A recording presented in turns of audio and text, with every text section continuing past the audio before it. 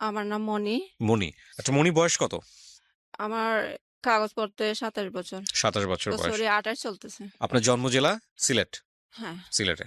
বলেন শুনি, কি কি গল্প বলতে এসছেন বা কেনই বা বলতে এসছেন, একেবারে শৈশব থেকে, যেখান থেকে বলতে ইচ্ছে করে বলেন। আমার বয়স যখন ২ বছর তখন আমার বাবা মারা যায়। তো বাবা মারা যাওয়ার আগেই আমার মার থেকে শুনছি। আমার বাবা যখন মারা যায় তখন আমার বুঝার বয়স হয় নাই। আচ্ছা। আমার মার থেকে শোনা কথা।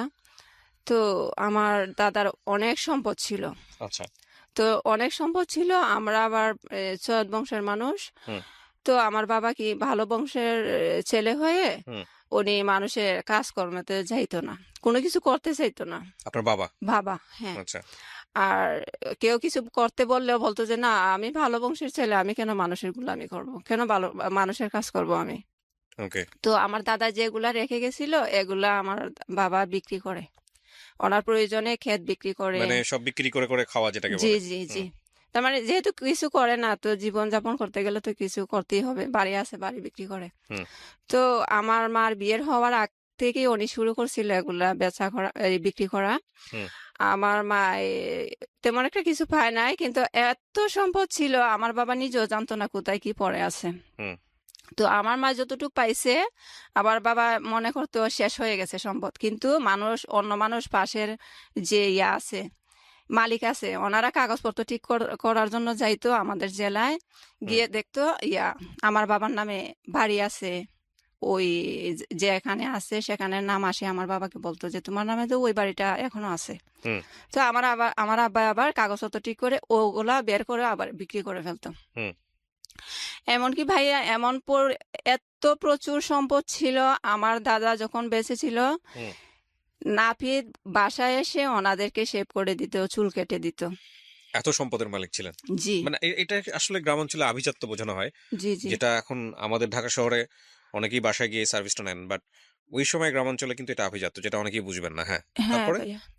তো এগুলো এগুলো আমার এই দাদা ওনাদের নামে করে দেয় নাই, হুম।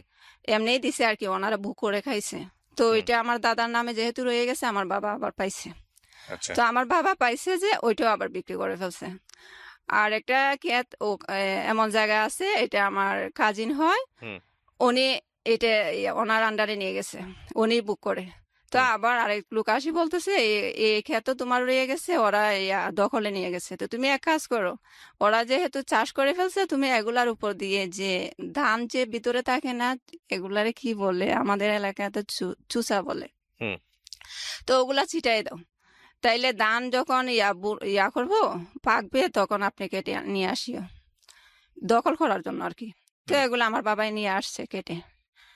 এগুলা নিয়ে ঝামেলা হয়েছে, কিন্তু আমার বিচারশালীর যখন বসছে আমার বাবাকে এই ক্ষেতটা দেওয়া হয়। হুম। তো এগুলা বলতে গেলে তো অনেক কথা, আমি এগুলা এখন সমাপ্ত দিচ্ছি আমার বাবার এখান থেকে। হুম। তো আবার কি করছে, অবশিষ্ট বাকি যেটুকু ছিল, আমার দাদু আর আমার ফুফু, আমার এক ফুফুই ছিল, আমার বাবা ছিল, ওনাদের ভাই বোন আর কেউ ছিল না, এক ভাই এক বোন ছিল।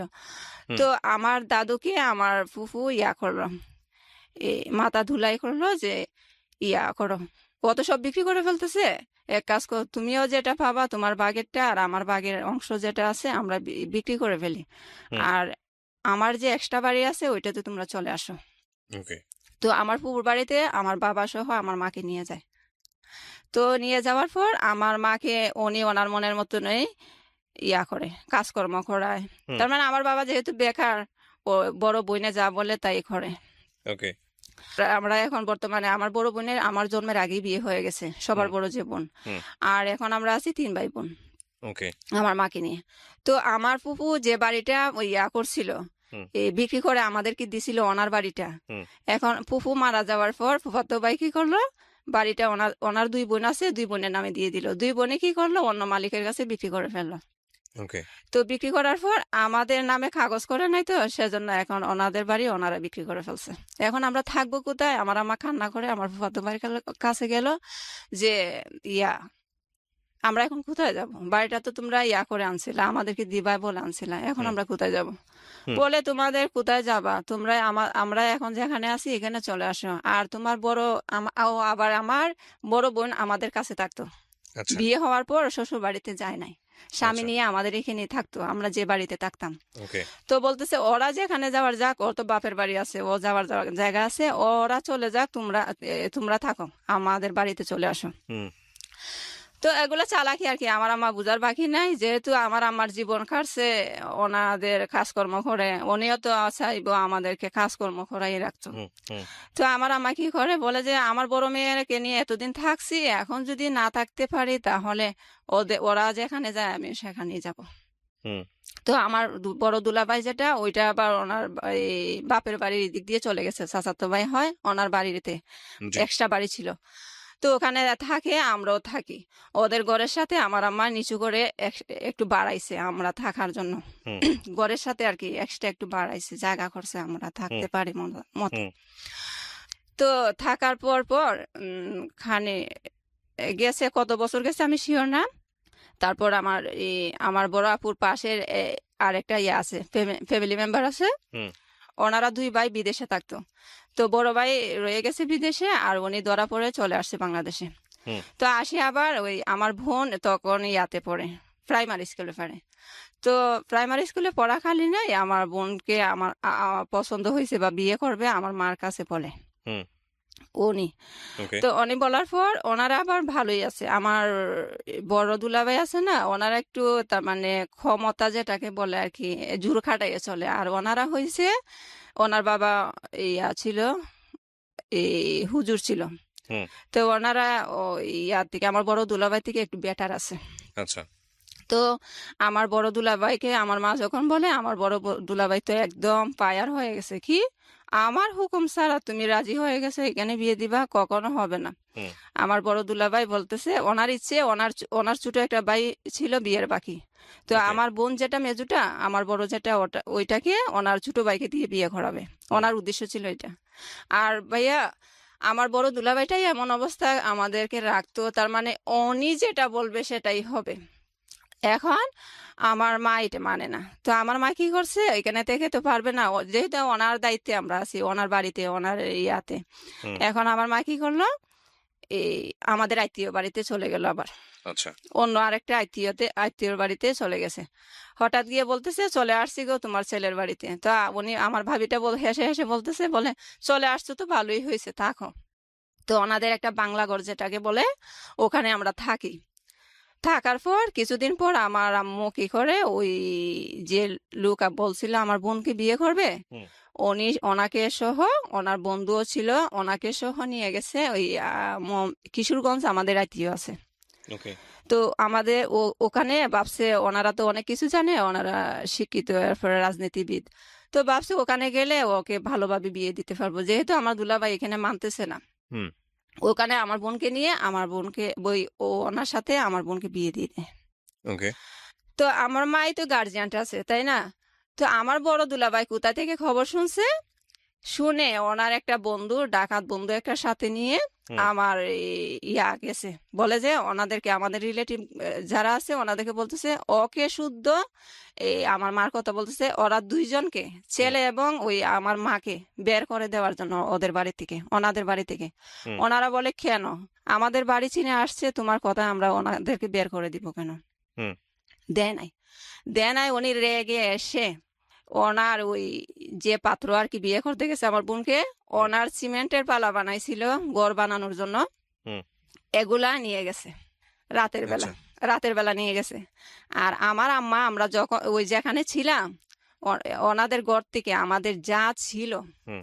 আমাদের চাল, তারপরে হলুদ, মায় মশলা, খেতাবালির যা ছিল আর কি, হুম। সব তার মানে লুট যেটাকে বলে, এরকম করে নিয়ে গেছে, ছিনিয়ে নিয়ে গেছে সবকিছু। আমার মা তো ভাবছে না এত কিছু যে হবে, আসি দেখে সব শূন্য করে ফেলছে। আর আমাদের দূরের আত্মীয় স্বজন যারা ছিল ওদেরকে পটিয়ে ভুলভাল কি কি বলে এমন অবস্থা করছে, লাগে যে আমার আম্মা একদম নিকৃষ্ট একটা কাজ করে ফেলছে। হুম। তো এগুলা করে, আচ্ছা আমার আম্মু কি করলো, কোনো রকম এখানে একবার ওইখানে একবার, যেহেতু আমাদের একটা বাড়ি নাই, আমার দুলাবাড়ির কথা শুনে মানুষও অন্যরকম হয়ে গেছে। হুম। তো আমার মা একবার যাদের এখানে ভালো লাগে, ওরা আমাদের হয়ে একটু কথা বলবে, ওদের এখানে গিয়ে থাকে 1 মাস হুম। আমাদেরকে নিয়ে আর কি। 1 মাস আমাদের খাবারই খায়, কিন্তু হুম। ওনাদের ঘরে থাকার জন্য যেহেতু আমাদের আশ্রয়ের জায়গা নাই, হুম। এভাবে থাকতো। থাকি তো কিছুদিন পর আবার ওনারা যখন ভেজাল করতেছে, আমার বোনও আবার আমার পাল্টে গেছে। যাকে বিয়ে দিছে ও পাল্টে গেছে, দুলাভাইয়ের পক্ষে চলে গেছে। হুম। বলে যে আমিও ওর সংসার করবো না, ওই বিয়ে আমিও মানি না। তো কি করছে, ওরা জোর করে ডিভোর্স নিয়ে নেয় আচ্ছা। আমার বোন আর ওই ছেলের থেকে। আমার দুলাভাই তো একদম ক্ষমতাবান, হুম। গায়ের জোরে কিভাবে কিভাবে থাকতো আমি এতটা জানি না। তো এটা জানি ওনারা ডিভোর্স নিয়ে নেয়, এই আর টিপসই নিয়ে নেয়। হুম। তো আচ্ছা, পরে দিয়ে কি করলো, কিছুদিন পর শুনে ওই যে যিনি বিয়ে করছিল উনি আমার বোনকে, উনি আবার কি করছে, এই টিপসই যখন নিয়ে নিছে উনি অন্য জায়গায় বিয়ে করতে চায়। তো হুম। আমার মা কি করছে, আমার মার হাতে কাবিন নামা ছিল আমার বোনের, জি। মেজুটার। তো ওই কাবিন নামা উঠাই আনি মানুষ বলতেছে, যেখানে প্রস্তাব দিছে ওখানে নিয়ে গেছে যে দেখো আমার মেয়েকে ও বিয়ে করছে, তোমরা বিয়ে দিও না।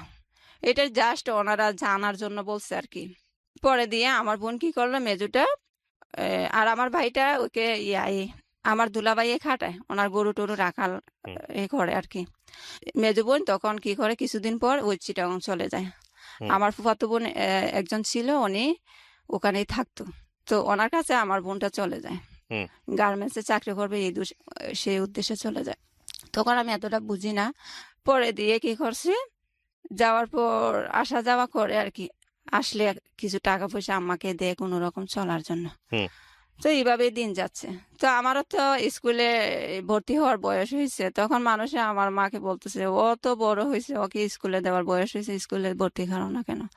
তো আমার মা বলে আর পড়াশোনা করানোর দরকার নাই, বেশি পড়াশোনা করলে অবাধ্য হয়ে যায়, কথা শুনবে না। হুম।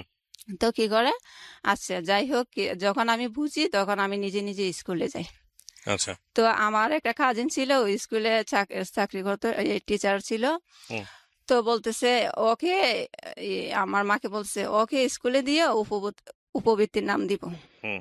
তো আমার মা এই উপবৃত্তির কথা শুনে আসি বলতেছে কর। ও ও বলছে স্কুলে যাওয়ার জন্য, আমার এই কাজিনের কথা বলতেছে। তো ওনার কথা মতো স্কুলে আসা যাওয়া করি, পড়াশোনা করি। ওই বয়স কত তখন আপনার? কোন কোন ক্লাসে পড়ছেন? ক্লাস 2-তে ভর্তি হই, আচ্ছা। ক্লাস 1 পড়ি নাই আমি। হুম। তখন বয়স 6 ছিল। হুম।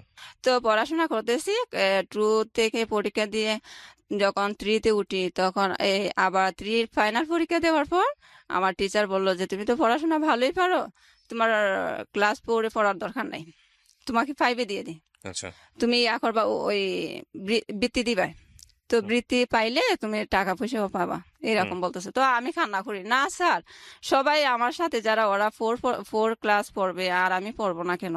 হুম। তো বলতেছে তোমারও ভালো হবে, তোমাকে প্রয়োজনে 2 বছর 5-এ রাখবো, তবুও তুমি করো, স্কিপ করো, হুম। ফোর পড়ার দরকার নাই।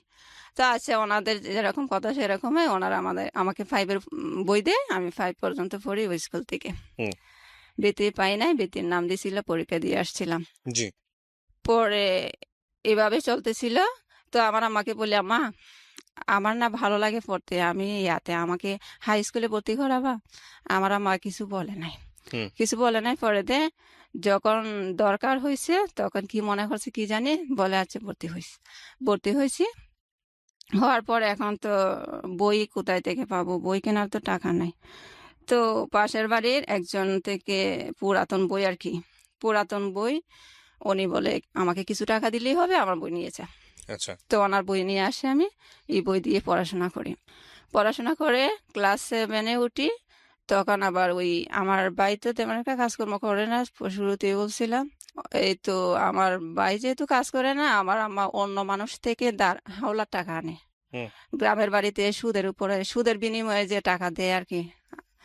তো আমার আম্মা মানুষ থেকে দাঁড় করায় এনে আমাদেরকে খাবার দাবার ভরণ পোষণ করে আর কি। এগুলা করতে করতে অনেক সময় এমন ঋণ হয়েছে, হুম। সুদে আসলে অনেক টাকা হয়ে গেছে। তো আমার আম্মা করলো, আমাদের এখন বাড়ি ছেড়ে চলে যাবে।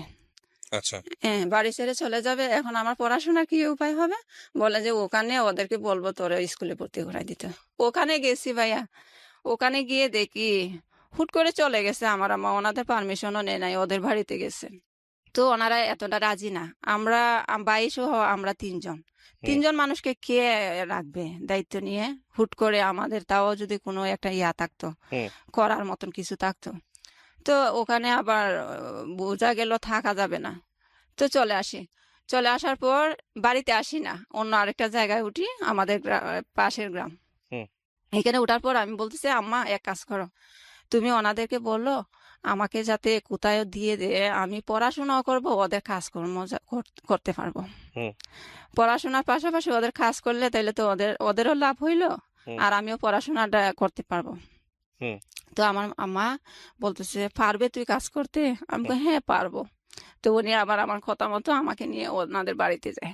বাড়িতে যাওয়ার পর আমার আম্মা বলে যে আমাদের তো কিছু দাঁড় কর্জা আছে, তো ওর তো পড়াশোনা করে, এখন আপনারা যদি কিছু ওর পড়াশোনার দায়িত্ব নেন, তো আপনাদের কাজে একটু সাহায্য করবে আর কি।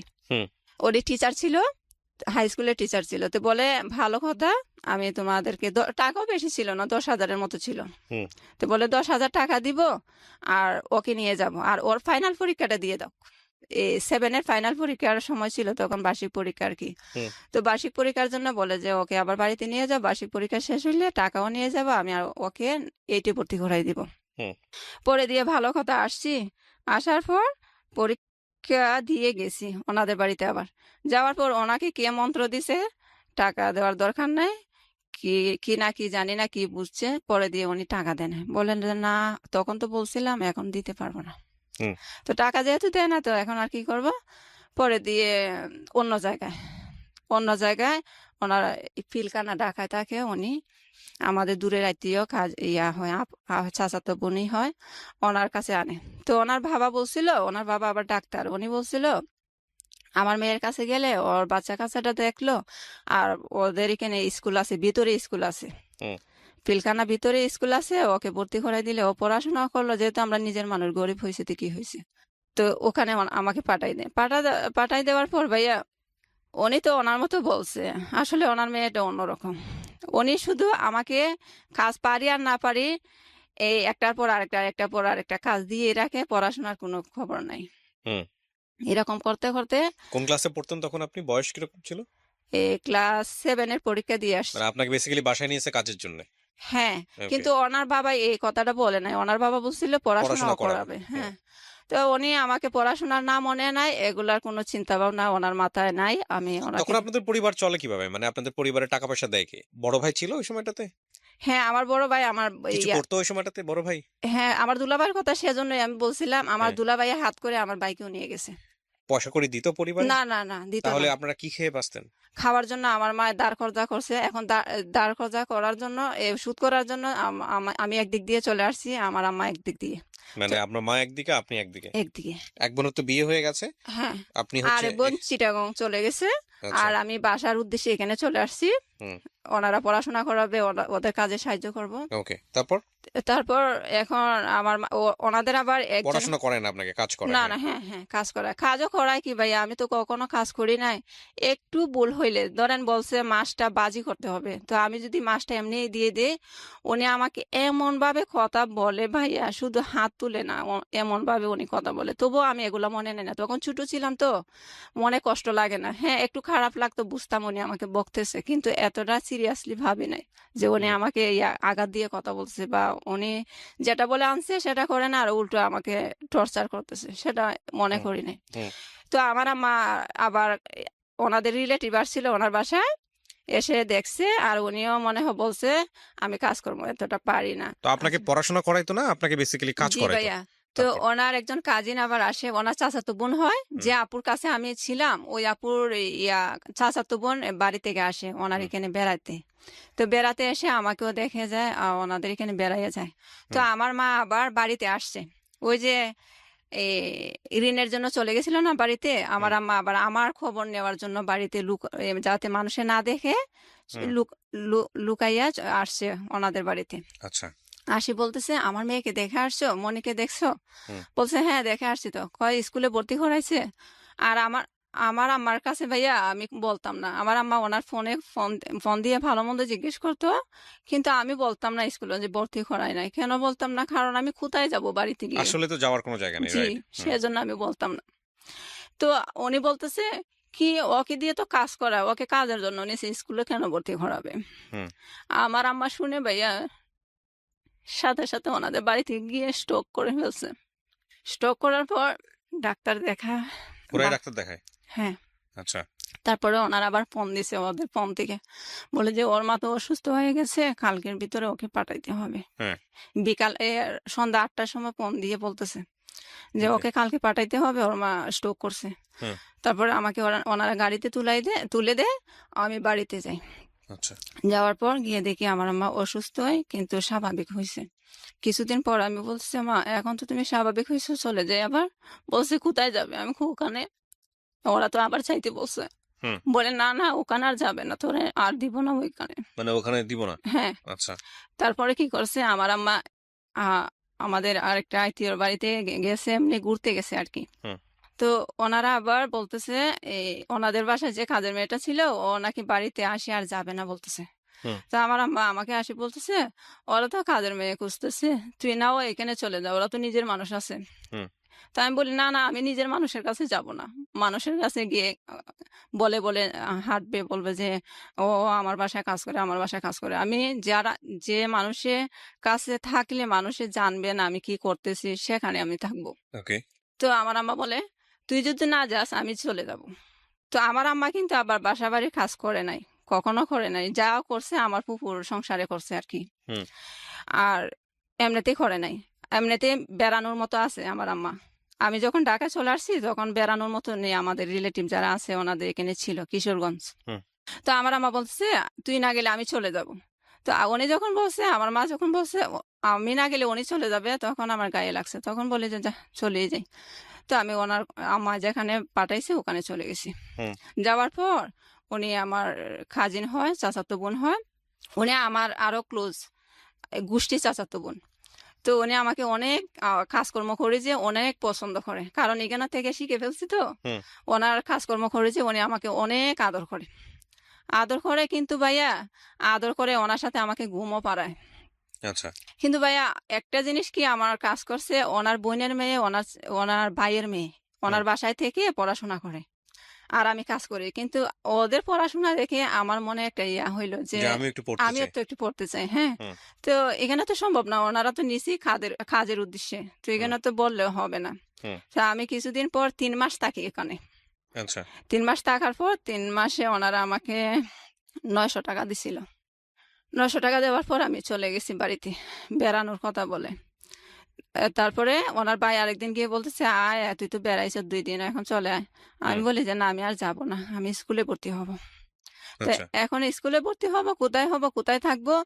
স্কুল তো আছে কিন্তু কোথায় থাকবো? তো আমার আম্মাকে বললাম, আম্মা আমার আম্মার বাপের বাড়ি যেটা, ওখানে আমার আম্মারও কেউ নাই। আমার আম্মা একাই, আমার আম্মার বাবা মার এক হুম। সন্তান। হুম। তো আমার আম্মারও আত্মীয় স্বজন কেউ নাই। তো আমার নানার বাড়িতে দূরের আত্মীয় হয়। তো আমি বলছি ওই ভাবিকে বলো না আমি এখানে তাকিয়ে পড়াশোনা করব। আচ্ছা। ওনারা একটু জায়গা দিবে কিনা আমাকে থাকার জন্য। তো আমার আম্মা আমার কথা শুনে ওনাকে বলছে ভাবিকে। ভাবিকে বলার পর বলে আচ্ছা থাকো। তো তখন রমজান মাস ছিল। হুম। ক্লাস 7 এর পরীক্ষা দিয়ে আসছিলাম না, 8 এ ভর্তি হয়েছি। জি। তো ভর্তি হওয়ার পর ক্লাস করি, ওনার এখানে থাকি, ওনার কাজে একটু সাহায্য করি আর পড়ি। পড়াশোনা করার পর ভাইয়া হঠাৎ করে, আসলে পরের বাড়িতে এগুলো হয় না, আর হঠাৎ করে আমার বোন আসছে বাড়িতে। হুম। আসি বলতেছে এক কাজ কর।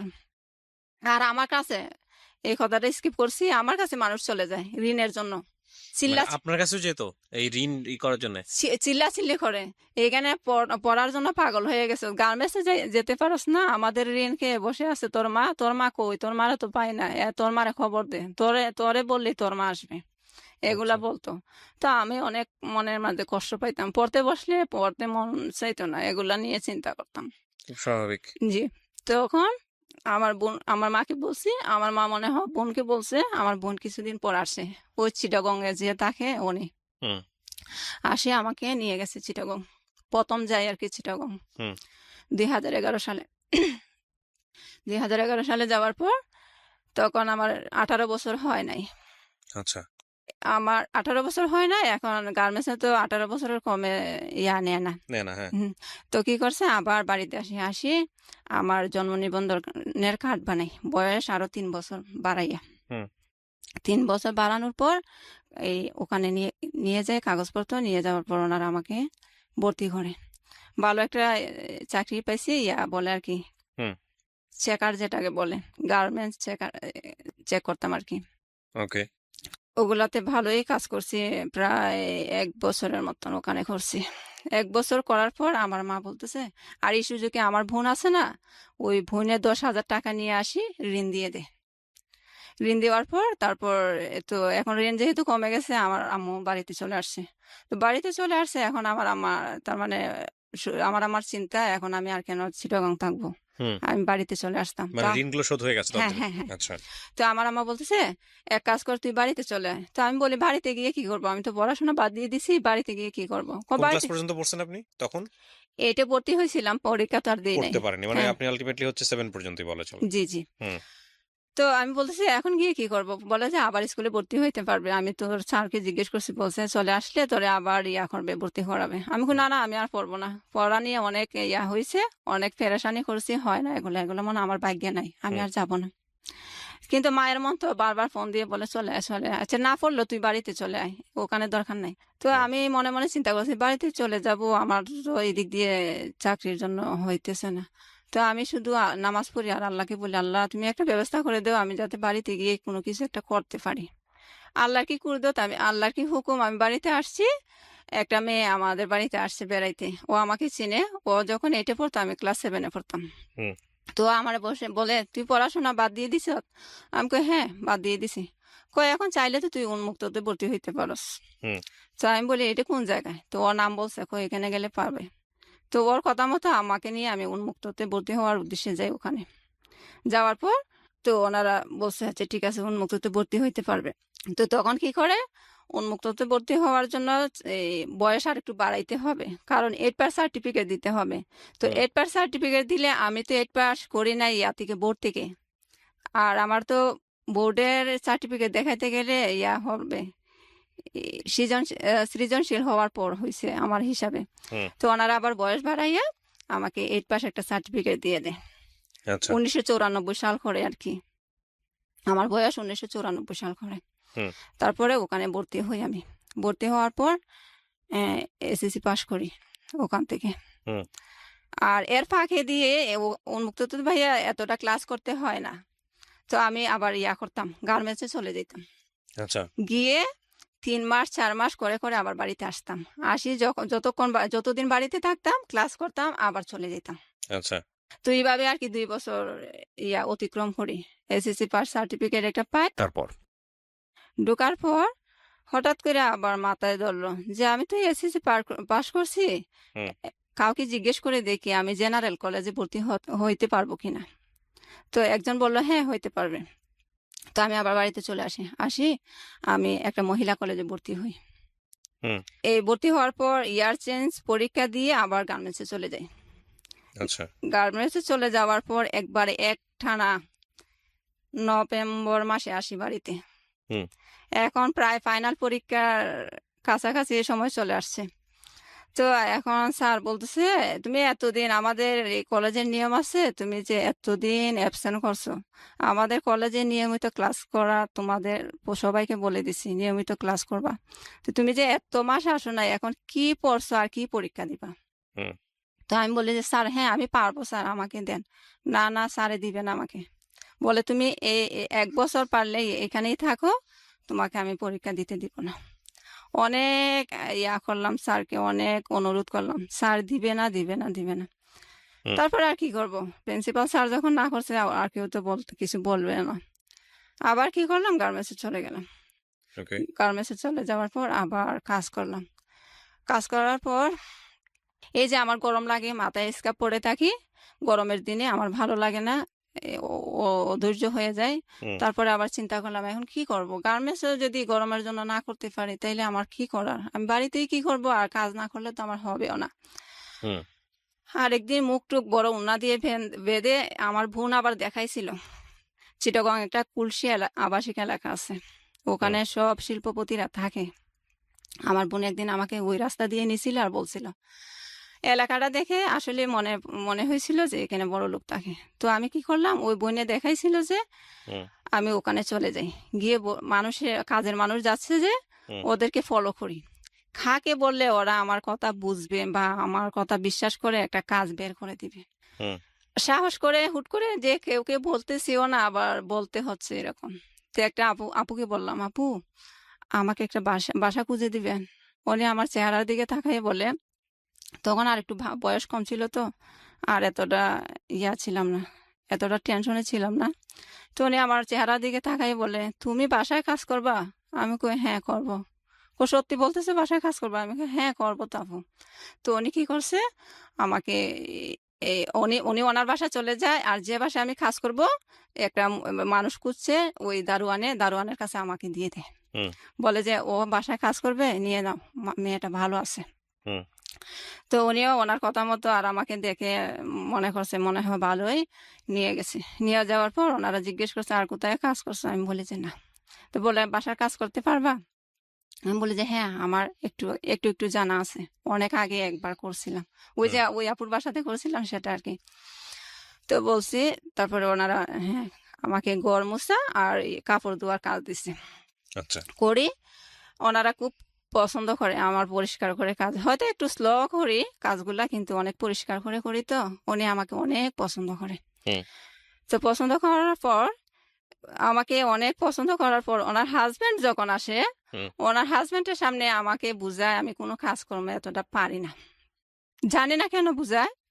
তারপরে করে কথাও রেগে রেগে কথা বলে। এমনিতে আমাকে এত সুন্দর ব্যবহার করে, কিন্তু ওনার হাজবেন্ডের সামনে আমাকে রেগে রেগে কথা বলে। তো আমি তো আর এগুলো জানি না। পরে আরেকটা এই কাজের বুয়া ছিল, রান্না বাড়ার কাজে সাহায্য করতো। হুম উনি আমাকে একদিন বলতেছে, ক উনি কিছু বললে তুই কথা বলিস না। আমি বলি, কেন? ওনার হাজবেন্ড ওনাকে এমনি মস্কারি করে বলছিল সিলেটের মেয়েগুলা ভালো, আরেকটা বিয়ে করবে সিলেটে। হুম এর তো তখন আমি বুঝতে পারছি ও এর জন্য মনে হয় উনি মনে একটু নিছে হুম সেজন্য। হুম তো পরে দিয়ে উনি আমাকে আরেকদিন বলতেছে, কর, তোর বুটের কাগজপত্র আছে না? আমি কই হ্যাঁ আছে। বুটের দিস আমাকে 1 কপি কাগজ দিস। হুম তো আমি বলি, খালাম্মা আপনি তো প্রথমে বলেন নাই এখন লাগবে? হ্যাঁ লাগবে, তুই ঈদের সময় যাবে না, তখন নিয়ে আসবে। আমি বলি আচ্ছা।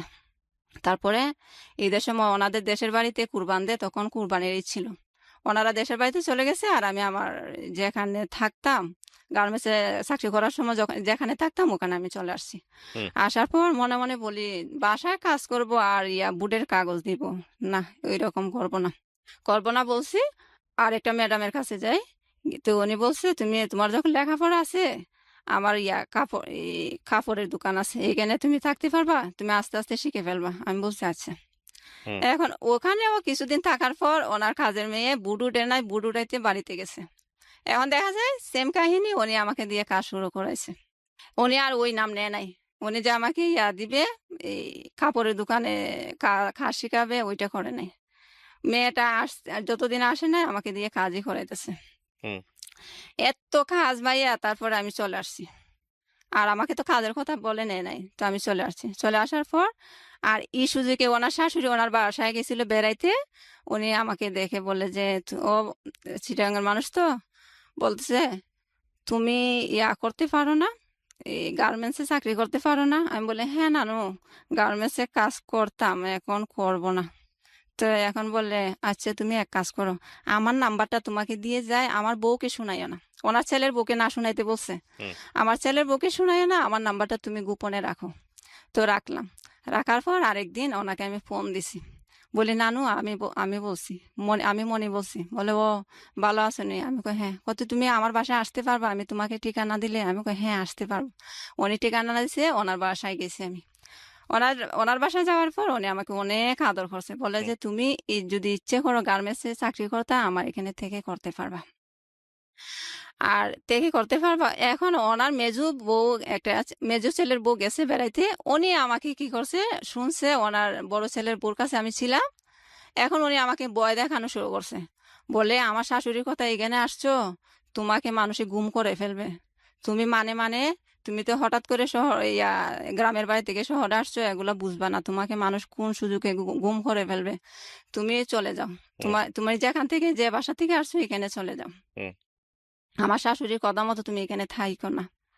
আর শাশুড়িকেও শাশুড়ির যেভাবে বুঝবে ওইভাবে বুঝাইছে, ওনার মেজো ছেলের বউ। হুম তো নানু বলতেছে তোমাকে এক কাজ করি, উনি বুঝতে পারছে ওনার ছেলের বউ যে চালাকি করতেছে। তো উনি আমাকে বলে তুমি এক কাজ করো, আমার বড় ছেলের বউ যখন শুনতে পারবে তখন আমার প্রতি রাগ করবে, বলবে যে আমি ষড়যন্ত্র করে তোমাকে নিয়ে আসছি। হুম তুমি বরং এক কাজ করো, আমার ছেলে 2 বিয়ে করছে তো, তুমি বড়টার কাছে ছিলা, এখন ছোট বউর কাছে তোমাকে পাঠাবো। আমি হুম জানতাম না উনি ওই মামা যে 2 বিয়ে করছে। হুম তো তো বলে যে ওখানে তুমি চলে যাও। আমি বলি আচ্ছা। গিয়ে কয়দিন থাকো, তারপরে যদি তুমি চাকরি করো আমার এখানে আসতে পারবা, আর এখন আপাতত থাকো। তো মনে মনে বলে আছে যাই হোক, একটা জায়গা তো পাইছি, আমার এক রাত থাকার জায়গা নাই, এখন আমি যেহেতু একটা কয়েকদিন থাকতে পারবো, আছে যাই। গেছি, যাওয়ার পর ওনার এই ছেলের বউ আমাকে অনেক আদর করছে। থাকতে থাকতে অনেক দিন থাকছি ওনার বাসায়, একটা মনে মনে চাকরি খুঁজি আর ওনার বাসায় থাকি। প্রায় 3 মাসের মতো থাকছি। হুম থাকার পর উনি আবার ছিল, অন্য ধর্মের ছিল। তো অন্য ধর্ম থেকে মুসলিম হয়েছে, তো ওনার মা আবার মাঝে মধ্যে বেড়াইতে আসে। হুম তো ওনার মা এটা মানতে পারে না, উনি যে আমাকে আদর করে। এই উনি কোথায় রেস্টুরেন্টে গেলে, অনেক টাকাওয়ালা তো, হুম রেস্টুরেন্টে গেলে আমাকে নিয়ে যেত। উনি যেভাবে থাকে আমাকে এইভাবে রাখতো। কিন্তু ওনার মা এটা বুঝতো না, এটা মানতে পারতো না। হুম ওনার মার উদ্দেশ্য হইলো ও কাজ করে না, আবার আত্মীয় না, কেন এখানে থাকতে দিছ, কেন থাকবে। আর ওনার কথা হয়েছে আমার বাসায় তো এমনও কত মানুষে খায়, আমি 3জন কাজের মানুষ রাখছি, ও একজনে খেলে কি, হুম উনি আমাকে এজন্য রাখে। আমি ওনার জন্য অনেক দোয়া করি, উনি আমাকে আশ্রয় দিছে, যে এমন ভাবে দিছে, অনেক সম্মানের সাথে দিছে। হুম তো কিছুদিন পর একটা চাকরি পাই আমি। আচ্ছা আগে যেখানে কাজ করতাম, যে গার্মেন্টসে, ওই গার্মেন্টসের ম্যানেজারকে আমি বলি স্যার, পার্সোনাল থেকে আমি ম্যানেজার স্যারের নাম্বারটা নিই, হুম নিয়ে বলি স্যার আমি মনে বলছি, আমি তো আগে ওখানে চাকরি করে আসছি, এখন স্যার হঠাৎ করে বাড়ি থেকে আসছে, আমার একটা চাকরি দরকার। হুম তো তখন কিন্তু ভাইয়া গার্মেন্টসে লোক নিতে নিষেধ হয়ে গেছে, সরকারের বেতন বাড়াইছে, তো তখন লোক নেওয়া নিষেধ।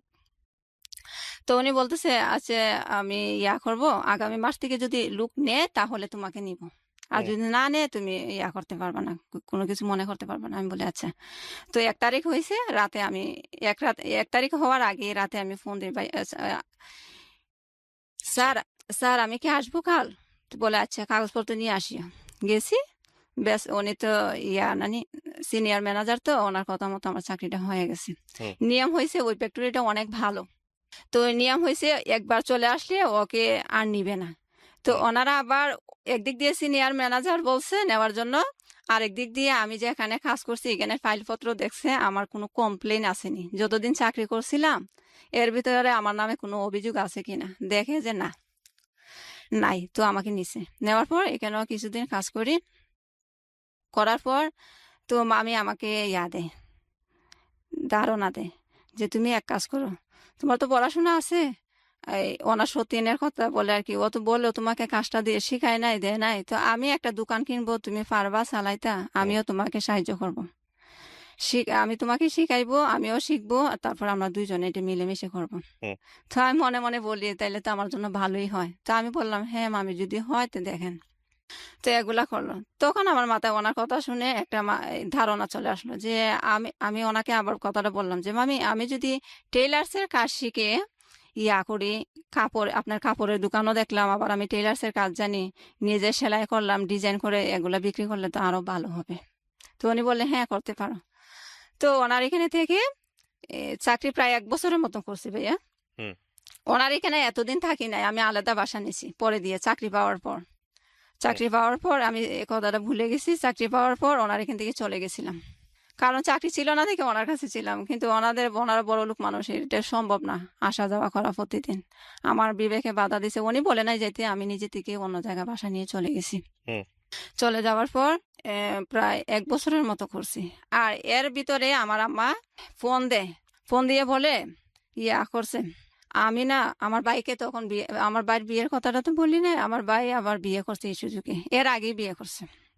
হুম তো বিয়ে করার কিছুদিন পরে আমি চলে যাই আর কি চিটাগং। আগের কথাটা পিছনে বলতেছি আবার। তো আমার ভাই বিয়ে করার পর আমি তখন বাড়িতে ছিলাম না। আমার ভাই হঠাৎ করে ফোন দেয়। ফোন দিয়ে বলে, আমার তো বিয়ে ঠিক হয়েছে, তুই বাড়িতে চলে আস। হুম। তাই আমি বলি, কোন দিন বিয়ে? কালকে হবে, গায়ে হলো, তার পরশুদিন বিয়ে। আমি অবাক হয়ে গেছি, কি রে, ভাইয়ের বিয়ে ঠিক করলো, আমাকে বললো না, এখন বলে বিয়েতে যাওয়ার জন্য। আচ্ছা যাই হোক, চলে আসলাম বলছে যখন। যাওয়ার পর গিয়ে শুনি ভাইয়া বোর নাকি আরেকটা বিয়ে হয়েছে।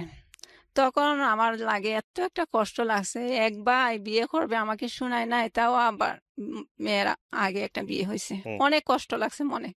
তা আমি আবার আমার মাকে কেউ না শুনে মতো বলতেছি, মা, বিয়ে করাইতেছো, মানুষে খুঁজে এক মার এক ছেলের কাছে বিয়ে দিবে, মানুষে অনেক খুশি হয়, খালি ঘর, এক মার এক ছেলে, কোনো ঝামেলা নাই। তো তুমি ঝামেলা নাই তোমার ছেলের, জানো, তুমি বিয়ে করাবো কেন, বিয়ে করাবা? হুম। তো বলে, আমার বড় দুলাভাই আছে না, উনি পছন্দ করছে। তো পছন্দ করছে, উনি আবার গাঁজা খায়। তো ওনার এই যে মেয়ে পছন্দ করছে, ওনার ভাইও গাঁজা খায়। তো দুইজন গাঁজা খাওয়াতে বসছে, ওরা বিয়েটি করে ফেলছে। এখন কি করছে, এখন আমার আম্মাও আমার দুলাভাই যেটা বলছে সেটাই করছে। আচ্ছা বিয়ে করেছে, বিয়ে করার 2-3 মাস পর আবার আমি চিটাগং চলে যাই। পর। চিটাগং চলে যাই, ওই চাকরিটার কথা বললাম যে চাকরিটা পাইছি। তো হুম। আমি তো আলাদা বাসা নিয়ে থাকি। তা আমার আম্মার প্রতি তখনও এতটা টান হয় নাই আমার, কারণ ভাইয়ের সাথে থাকবে, ভাই একটু দেখাশোনা করতেছে। হুম। তো আমার আম্মা যখন আমাকে ফোন দেয়, ভালো মন্দ জিজ্ঞেস করি। হুম। আর এই সুযোগে আবার আমার আম্মা ওইখানে চলে যায়। হুম। আমার আম্মা অনেকবার ওই কিশোরগঞ্জ গেছে, আমাদের রিলেটিভ যেখানে আর কি, কোনো সমস্যা হইলে ওখানে আবার চলে যায়। আচ্ছা। মোল্লারদর মসজিদ পর্যন্ত যেটাকে বলে আর কি। তো ওখানে আবার আমার আম্মা চলে গেছে। তো বলতেছে, জি, বাড়িতে ভালো লাগে না, তেমন একটা সুবিধার না মনে হয়, ও আমার কাছে ভালো লাগে না। তো ওর কাছে আমি, ওকে, আমার ভাইয়ের বউ, ওর কাছে 50টা টাকা চাইছিলাম, আমি গাড়ি ভাড়া দিয়ে এখানে আসার জন্য। ও আমাকে, ওর হাতে টাকা থইও আমাকে দেয় নাই। তো এই কথাটা শুনে আমার অনেক কষ্ট লাগছে। তো কি করছে, আমার যখন চাকরির প্রায় 6 মাস চলতেছে, তখন আমার বোন চিটং যেটা আছে, ও বলতেছে, আম্মা এতদিন পরের বাড়িতে মানুষে কয়দিন মেহমানের মতো রাখে, হুম। ওরা কি মনে মনে ভাববে, বলবে যে ছেলে মেয়ে রেখে পরে আছে আমাদের এখানে। তো এক কাজ করি, আমরা এখানে নিয়ে আসি। তো আমি কই, আচ্ছা নিয়ে আসো। তো তখন কি করে, আমার ভাই আর আমার ভাইয়ের বউ চিটং চলে যায়। আচ্ছা। চিটং চলে যায়।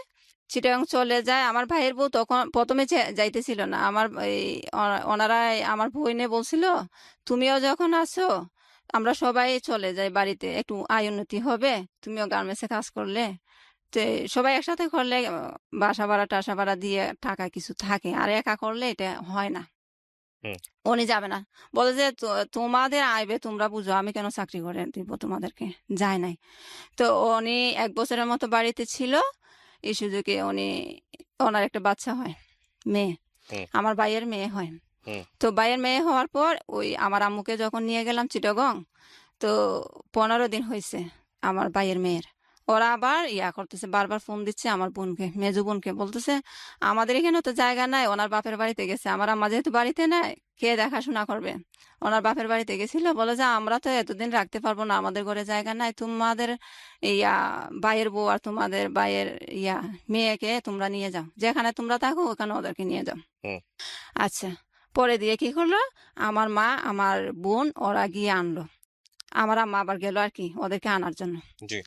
এখন ভাইয়া, আমার ভাইও গেছে, কারণ যেহেতু একটা ছোট বাচ্চা আনতে পারবে না মহিলা মানুষ সব, তো আমার ভাইও গেছে। আমার ভাইকে আমার ভাবির ভাইয়ের বউ বলতেছে, আমার আম্মার সামনে, আমার বোনের সামনে আমার ভাইকে বলতেছে, শোনো, কাজকর্ম যা করবা ওর কাছে এনে দিবা, ও আইবে, সব বুঝবে, আর তুমি কাজ যা যা করো সব টাকা ওর কাছে এনে দিবা। তো এখন আমার আম্মা আমার বোনের শুনছে কথাগুলো। তো আমার আম্মা আবার বলতেছে, দেখছো, আমাদেরকে আমাদেরকে সামনে রেখেই বলে ওনার ননদের কাছে এনে দেওয়ার জন্য। তো আমরাও তো এখানে আছি, ওকে বললে আড়ালে বলতো, আমাদের সামনে কেন বলছে? আচ্ছা, এগুলো আমার আম্মা বেশি মনে নেয় নাই। নেয় নাই পর ওখানে গেছে, ওদেরকে নিয়ে আবার আমার আম্মা ওখানে গেছে। গিয়ে অনেক দিনই থাকছি। লকডাউনের আগে গেছিল, তারপরে লকডাউন হয়। আমি তখনও চাকরি করি গার্মেন্টসে। তো আমি যে বাসায় থাকতাম ওই বাসা থেকে আমার আম্মা বলে এখানে চলে আয়। আমি ওদেরকে 2,000 টাকা এই বাসা ভাড়া দিতাম, আর আমারটা আমি পাক করে খাইতাম। হুম তো আমার আম্মা বলতেছে ওইখানে একজন এক এক জায়গায় থাকার দরকার নাই, তুইও আমাদের কাছে চলে আয়। আমার ভাইয়ে বাসা ভাড়া নিছে, যেহেতু আমার ভাইয়ের বউও থাকবে, আমার মাও গেছে তো বাসা নিছে। তো বলে ও একা মানুষ, রুজি করবে যেগুলো এগুলো তো বাসা ভাড়াই চলে যাবে। হুম তো তুই যদি আস, তুইও কিছু দিলে ও দিল খাওয়া বাসা ভাড়া এগুলো চলবে। তো আমি আমার মার কথা মতো চলে গেছি। আবার আমার বোন যেটা আছে, মেজো বোন, ও আবার বান্ধবীর কাছেই থাকে, শুরু থেকে এখন পর্যন্ত বান্ধবীর কাছেই থাকে। তো আমরা আর কি ভাই ভাই আর আমি একসাথে থাকি, আম্মা সহ। হুম তারপর এগুলা করতে করতে লকডাউনের সময় গার্মেন্টস বন্ধ দিছিল। তখন আবার মামি বলল তোমার তো চাকরি ইয়া, মামি আবার জানতো না আমি যে গার্মেন্টসে চাকরি করি। মামি জানতো আমি একটা ইয়াতে, এই এগুলা কি বলে, ডায়াগনস্টিক সেন্টারে একটা চাকরি পাইছি এরকম মনে করতো। হুম আমিও বুঝাই নাই গার্মেন্টসে চাকরি করি যে। তো কি করছে, ওই মামি বললো তোমার তো চাকরি এখন বন্ধ, তুমি চলে আসো আমাদের এখানে, আমার খালি বাসায় থাকতে ভালো লাগে না। তো হুম গেছি, মামি অনেক আদর করে। আর তারপর কিছুদিন থাকার পর রোজা শুরু হয়ে গেছে। তো রোজা শুরু হওয়ার পর কিছুদিন পর আবার শুনি, ফোন দিছি যে চাকরি কোন দিন খুলবে, ফ্যাক্টরি কোন দিন খুলবে। ওনারা বলে যে 2 তারিখে, আগামী মাসের 2 তারিখ থেকে গার্মেন্টস খুলবে। তো আমি আবার অ্যাবসেন্ট ট্যাবসেন্ট করি না, যেহেতু আমি চাকরি করি, কেন অ্যাবসেন্ট করবো। আমি আবার চলে আসি। চলে আসাতে মামি বলে এখন তো সবকিছুই বন্ধ, তাইলে তুমি চলে যাচ্ছ কেন, থাকো না, তোমাকে এখানে কি হয়েছে, তুমি থাকলে তো আমার ভালো লাগে। আমি বলি, না মামি, চলে যাই ওখানে, আমার ইয়া অনেকদিন তো থাকছি ওখানে, চলে যাই। তো চলে আসছি। আমি চাকরি করি, রোজার মাসে চাকরি করি। লকডাউন, সবকিছু বন্ধ, ঘুরাই ঘুরাই যাইতে হয় ফ্যাক্টরিতে, তাও হুম গেছি। যাওয়ার পর এভাবে চাকরি করে হঠাৎ করে দেখি ভাইয়া আমার আম্মা ওই বাসায় বন্দি অবস্থায় থাকতে থাকতে একদম ওনার শরীর দুর্বল হয়ে গেছে, চলাফেরা করতে কষ্ট হয়, হুম সিঁড়ি বাইয়ে উঠে যে উনি একদম নিঃশ্বাস ফেলতে পারে না। তো ওনাকে আবার আমি অ্যাবসেন্ট করে ডাক্তারের কাছে নিয়ে যাই, চিটাং মেডিকেল নেওয়ার পর আমার মাকে এক জায়গায় দাঁড় করাইলাম, উনি সিরিয়ালে দাঁড়াইতে পারবে না, হুম আমার মা। তো আমি বললাম আম্মা তুমি ইয়া করো, চেয়ারে বসে থাকো, আমি সিরিয়ালে দাঁড়াই, তোমার সিরিয়াল যখন আসবে তখন তুমি দাঁড়াবা। তো আমার মাকে চেয়ারে বসাই রাখছি। হঠাৎ করে একজন ইশারা করতেছে, আমি পিছনে তাকাইতাম, পিছনে তাকাই দেখি আমার মা একদম বমি টমি করে শেষ, নিচে পড়ে গেছে। তারপরে আবার চলে গেলাম, গিয়ে আমার আম্মাকে নিলাম, ইয়াতে হসপিটাল থেকে বের হইলাম, হওয়ার পর হুম পানি দৌড়াইয়া গিয়ে আবার এই দোকান থেকে পানি কিনে আনলাম, আইনে ওনাকে পরিষ্কার টরিষ্কার করে পানি খাওয়াইলাম। মাস্ক টাস্ক একদম পরাই ফেলছে। তারপর আমার মাস্কটা ওনার মুখে দেই, আর আমি আবার আমার উন্না দিয়ে মুখ করে ফেলি। তারপরে আবার ডাক্তার, আমি কই আম্মা, এখন কয় না না আমার বাসায় নিয়ে চল, আমি ডাক্তার দেখাবো না। আমি বলতেছি তুমি তো এখন তোমার সিরিয়াল চলে আসছে, কষ্টটা যখন করছো একটু কাজে লাগুক। এখন জোর করে নিয়ে গেলাম ডাক্তারের কাছে। তো উনি আবার এই পরীক্ষা টরীক্ষা দেয় ডাক্তারে। তো আবার বাড়িতে চলে আসছি, যেহেতু আমার খারাপ লাগতেছে, পরীক্ষা ওই দিন করি নাই, বাসায় চলে আসছি। এরপরে আম্মা বলে না না, আমি আর জীবনও ডাক্তারের কাছে যাব না, আমি মরে গেলেও ডাক্তারের কাছে যাব না। এরপরে এখন ভাইয়া ডাক্তারের কাছে তো যাই না, আমার ভাই আছে বোন আছে, ওরাও ডাক্তারের কাছে আমাকে কোনো দিন বলে নাই নিয়ে যাবে। আমি চাকরি করি, সময় পাই না, অ্যাবসেন্ট করে নিয়ে গেছি। ওনারা ইচ্ছা করলে কিন্তু প্রতিদিনই নিয়ে যেতে পারতাম, কারণ হুম ভাইয়ের ছুটা কাজ করে, উনি কিন্তু গার্মেন্টসের কাজ করে না, রাজমিস্ত্রি কাজ। আর বোনের চাকরি করে না, এমনি মনে চাইলে একবার করে, তারপর ভালো লাগে না চাকরি ছেড়ে দেয়। তো উনি এক হিসাবে অবসরই আছে, কিন্তু এমনি আসবে, আড্ডা মারবে, কথা টথা বলে চলে যাবে বান্ধবীর বাসায়, কিন্তু একদিনও বলে নাই যে আমার শরীরটা যখন দুর্বল আমাকে ডাক্তার দেখাই। উনি কিন্তু আমার থেকে অনেক বেশি জানে, উনি অনেক দিন ধরে চিটাগাং থাকে, কিন্তু কোথায়ও উনি চেষ্টা করে নাই। পরে দেখে আস্তে আস্তে আম্মা একবারে দুর্বল হয়ে যাচ্ছে, আর আমার চেহারা অন্যরকম হয়ে গেছে। তো আমি বললাম আম্মা, এই ইয়া করো, এই আমার ভাইয়া আবার ঘর বানিয়েছিল, ঋণ করে একটা টিনের ঘর বানিয়েছিল। হুম আমার মেজো বোন যেটা, এটা এই পাক দিয়ে একবার চলে গেছিল ইয়াতে, বিদেশে, হুম আমাদের কাউকে বলে নাই, আমার মাকেও বলে নাই। বিদেশ গিয়ে বলতেছে ফোন করে, আম্মা আমি তো বিদেশে চলে আসছি। হুম তখন একদম আমার মা একটু কষ্টই পাইছে, কারণ বিদেশে গেছে, আমাকে বলবে না, এখন গিয়ে বলতেছে গেছে। আচ্ছা যাই হোক, ওনার মনের মতো গেছে। তো আমার বড় বোনের আবার সবার বড় যেটা, ওটার আবার ইয়া হয়, পাথর হয়। হুম। পেটে পাথর হয়, তো চিকিৎসা করবে, অনেক টাকা লাগে। তো আমার বোনে তখন 50,000 টাকা দেয়, যেটা ওকে। বিদেশে গেছে তখন বিদেশ থেকে 50,000 টাকা দেয়। তো 50,000 টাকার বিনিময়ে বলছে বাড়ি দেবে। আমাদের তো বাড়ি নাই, ওনার কাছে বাড়ি বিক্রি করবে। তো উনিও বলছে আচ্ছা আমি 50,000 টাকা দে, তোমরা 1,00,000 টাকা দিয়ে যে 16 শতক জায়গা কিনছো ওখান থেকে আমাকে কতটুক জায়গা দিবা, বলে যে অর্ধেক দিবে। হুম। অর্ধেক দিবে বলছে। এখন টাকা নেওয়ার পর টাকাও দেয় না, বাড়িও দেয় না। তো ও আবার বাড়িতে চলে আসছে, ওই বিদেশ বেশি দিন থাকে নাই। হুম। ও তো বাংলাদেশে কাজ করতে পারে না, বিদেশে আর কি করবে, কিছুদিন পরেই চলে আসছে। আসি বলতেছে তোমরা কি করবা, বাড়ি দিবা না তো টাকা ফেরত দিবা? তো বলে আমাদের কাছে এখন কি টাকা আছে, টাকা ফেরত দিব? তো বলে তাইলে আমার বাড়ি দেও। বাড়ি দিবে না, কি ঝামেলা করে। তো পরে দিয়ে কোনো রকম 2 শতক জায়গা দিবে, রাজি হয়েছে। তো 2 শতক জায়গায় ও রেজিস্ট্রারি করে নাই, লেখে রাখছে আর কি হুম। ওনার নামে। তো ওই 2 শতক জায়গার মধ্যে আমার ভাই একটা ঘর বানায়। তো ঘর বানাবে যে টাকা নাই। তো টাকা নাই, আবার আম্মাকে দিয়ে আবার ইয়া আনায়, ঋণ আনায় মানুষের কাছ থেকে হুম। ঘর বানানোর জন্য।